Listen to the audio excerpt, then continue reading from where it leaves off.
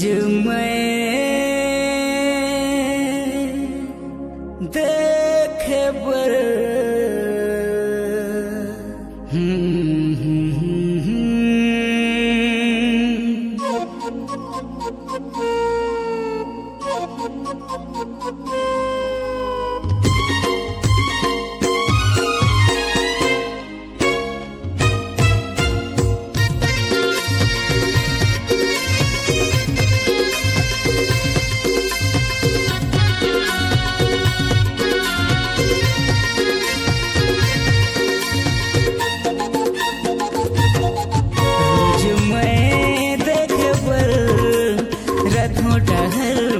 देखे कर